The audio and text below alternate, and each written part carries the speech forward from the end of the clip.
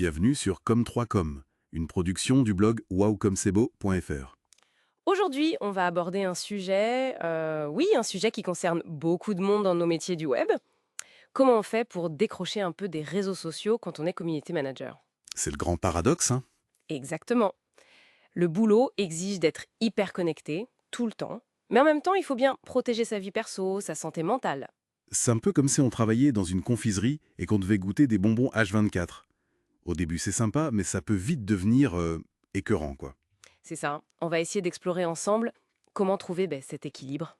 Alors, pourquoi c'est si dur justement de couper? C'est quoi le cœur du problème?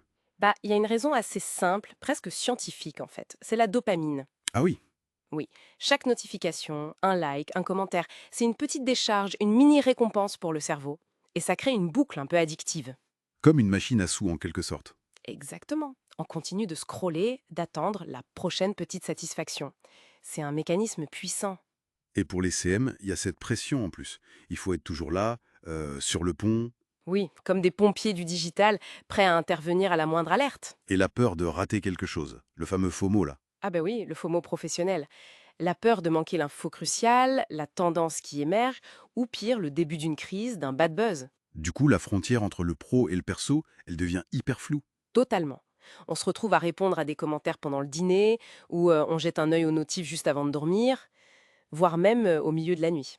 J'imagine les conséquences. Anxiété. Oui, anxiété, problème de sommeil, c'est classique. Et puis la fatigue visuelle, les yeux qui piquent, même des tensions dans le cou à force de regarder l'écran. Le fameux texte neck. Ok. Et comment on peut savoir si on dépasse les bornes? Il y a des signes d'alerte? Oui, il y a des signes assez clairs en fait. Par exemple, vérifier son téléphone toutes les 100 minutes, même sans raison apparente. Ouais, Ou se sentir un peu anxieux, nerveux quand on n'a pas son téléphone à portée de main. d'accord. Avoir du mal à se concentrer sur autre chose, sur une tâche qui demande de l'attention plus longtemps. Ou même scroller comme ça, machinalement, sans vraiment regarder. Juste le geste. Le scrolling infini. C'est ça. La première étape, c'est déjà d'en prendre conscience, de remarquer ces moments-là. Bon, ok, prise de conscience.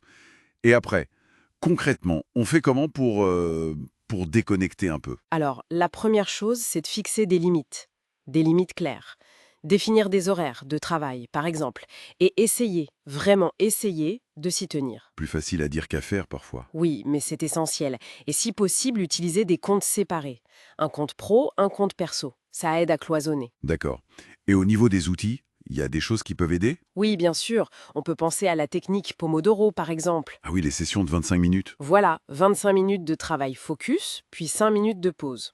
Ça aide à structurer le temps passé en ligne, à pas se laisser absorber complètement. Pas mal. Et pour la gestion des postes eux-mêmes? Ben là, les outils de planification sont nos amis. Hootsuite, Buffer, ce genre de plateforme. Ça permet de programmer les publications à l'avance. Et donc de se libérer l'esprit, de pas devoir être connecté pile au bon moment. Exactement, ça enlève une grosse charge mentale. Et l'idée de détox numérique, ça marche vraiment pour un CM? C'est pas un peu contradictoire? Ça peut paraître contre-intuitif, c'est vrai, mais pourquoi pas essayer? Pas forcément un week-end entier tout de suite, mais commencer petit. Genre 1 heure sans téléphone? Oui, voilà, 1 heure, puis peut-être un après-midi off, sans notification. Le premier moment peut être un peu bizarre, un peu en manque, mais après, ça fait un bien fou. C'est comme une bouffée d'air frais. Intéressant. Et sur la charge de travail elle-même, on peut agir? Oui, apprendre à déléguer ou à automatiser certaines tâches, on n'est pas obligé de tout faire soi-même tout le temps. Un CM, c'est pas un super-héros. C'est vrai. Faut accepter de pas être omniscient et omnipotent. C'est ça. Identifier ce qui peut être fait par quelqu'un d'autre ou par un outil, ça aide beaucoup. Et pour gérer le stress qui va avec tout ça, l'hyperconnexion, la pression, Il y a des techniques simples mais efficaces. La respiration, par exemple. le fameux 4-7-8. Oui, celui-là ou une autre méthode de respiration profonde, abdominale. Inspirer calmement, retenir un peu, expirer lentement. Quelques minutes suffisent parfois à faire redescendre la pression. Et la méditation, avec les applis, tout ça. Ça peut aider aussi, oui. Quelques minutes de méditation guidée, ça permet de se recentrer, de calmer le flux des pensées. Et bouger. L'activité physique, j'imagine que ça aide aussi. Ah oui, énormément. Bouger, ça libère des endorphines, c'est excellent contre le stress. Et puis, pendant qu'on court, qu'on nage ou qu'on fait du vélo, On ne scrolle pas. exactement. C'est une déconnexion très concrète. Au-delà de ces techniques de gestion, c'est aussi important d'avoir une vie ailleurs, hors ligne. Fondamentale. Cultiver des passions, des hobbies qui n'ont rien à voir avec les écrans. La cuisine, le jardinage, jouer d'un instrument, lire un livre papier. Retrouver le plaisir de faire des choses avec ses mains, peut-être. Oui, ou simplement d'être dans le moment présent, sans interface numérique. Ça ressource énormément.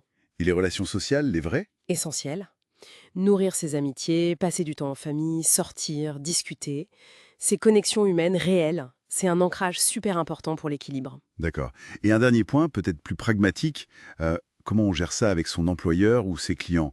Il faut oser en parler. Il faut, oui. Communiquer clairement sur ses heures de disponibilité et sur ses limites. Et expliquer pourquoi, c'est important. Expliquer que c'est pas du caprice, mais que c'est bénéfique pour la qualité du travail. Exactement.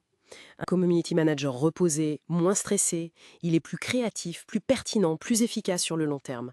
C'est gagnant-gagnant.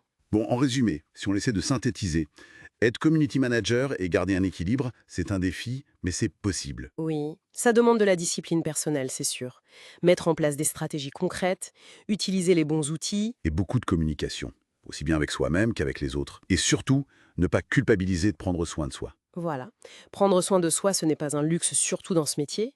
C'est une nécessité pour durer et pour rester bon dans ce qu'on fait. Il faut commencer petit, être patient avec soi-même. Une dernière pensée, peut-être, est-ce que le risque, à trop vouloir déconnecter du flux extérieur, ce n'est pas de se déconnecter un peu de soi-même, de ses propres ressentis? Un équilibre à trouver là aussi. C'est une excellente question pour finir. Trouver le juste milieu entre connexion au monde et connexion à soi. Rendez-vous au prochain épisode.